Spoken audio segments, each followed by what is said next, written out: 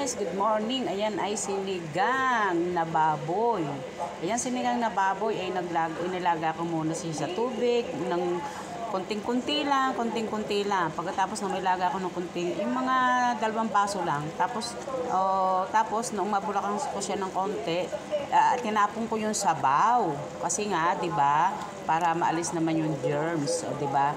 Tapos pagkatapos nilagyan ko siya ng tubig na ganyang kadami. Tapos nung kalahati na siya, ang ginawa ko ay dinagdagan ko uli siya. At tapos ayan, nga nilagang baboy, tapos nilagyan ko siya ng kamatis. Tapos nilagyan ko siya ng patatas. Tapos nilagyan ko siya ng sili. Siyempre, una muna ay sibuyas. Ayan.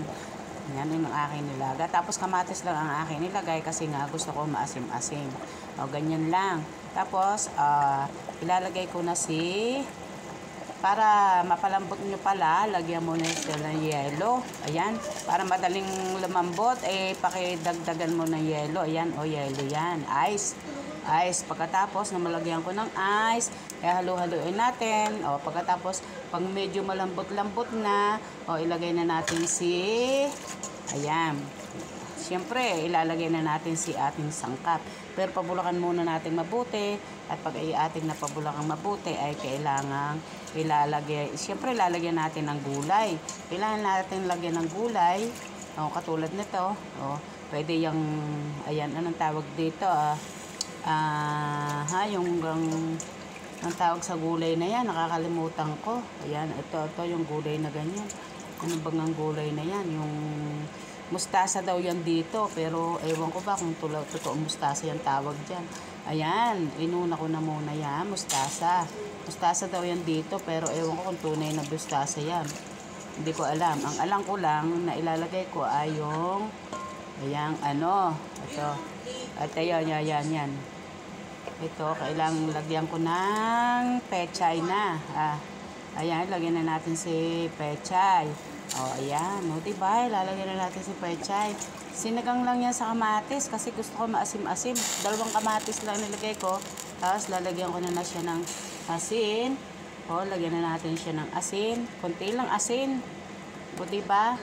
Tapos ng kunti mo lang asin. Kailangan asin lang, konting-konti. Ayan. Asin lang. Asin lang, lagay natin. Asin, konti lang. Konti lang, pero madami. Ano ba yan? Tapos, lagyan natin yung pampasarap sa sinigang. Ayan, ano ba yan? Yung pampasarap na yan. Ewan ko sa inyo kung ano yan. Bawal magbanggit ang produkto. Ayan, tapos lagyan natin ng pamintang konti. Ayan. Tapos yan, luto na siya. Diba? Yan, may sinigang tayo sa kamatis. Sinigang sa kamatis. Yun lang ang aking sangkap kasi hindi na ako naglagay ng kung ano-ano pa kasi alam mo naman, mga bata ang kakain. Ayan, kamatis lang inilagay ko. 2 kamatis, kaya lang ang kamatis, ganyang kalalaki ang bukol. Yan, ganyang kalalaki. 2 ganyan lalaki. Kasi malalaki dito sa Canada ang kamatis. Tapos nilagyan ko na nga siya ng sili. Inuna ko ang sili, pero tatanggalin ko yung sili. Kasi naglaga ako kahapon ng 2 sili, ay nadurog. Alam mo ba, nadurog. Di siyempre, maanghang yun. Ibubukod ko na si kamatis. At kasi kamatis, ibubukod ko na yan. At ito naman ay pwedeng lagyan mo to ng patis. Ito, pag iyon na ibukod dito, pwede mong lagyan siya ng patis. Tanggalin mo na to kasi, alam mo pagka ayan ay pinapayaan mo, pag natunaw yan, maaanghang na naman. Katulad ng ginawa ko kahapon. May ginawa ako kahapon, yan, ibubukod ko na. May ginawa ako kahapon, 2, natunaw. Hindi nga makain ng mga bata, sayang. Diba? Ayan, hello guys. Yan, natanggal ko na ang 2 sili. Ayan, luto na ang ating anong tawag daw to?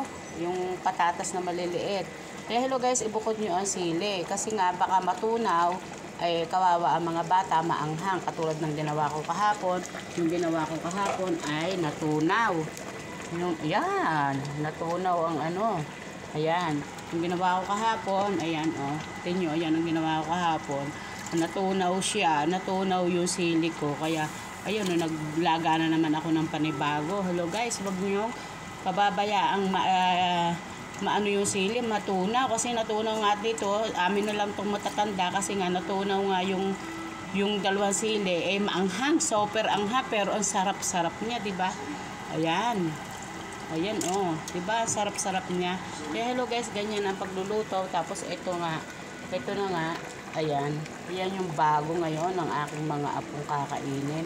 Yung umaga, pagluto na masasarap na, ano, kasi mahilig sa sabaw yung aking dalawang apo, yung isang 12 years old at saka isang 9 years old. Yan, ito guys, yan, luto na ang ating masarap na sinigang ko sa dalawang kamatis na pagkalalaking kamatis. Ayan, hello guys, ganyan lang ang pagluluto ng ating sinigang sa kamatis. Kaya hello guys, ayan, thank you for watching. Sana nagustuhan nyo ang aking sinigang sa kamatis. Ayan ay luto na. Kaya bye-bye. Thank you.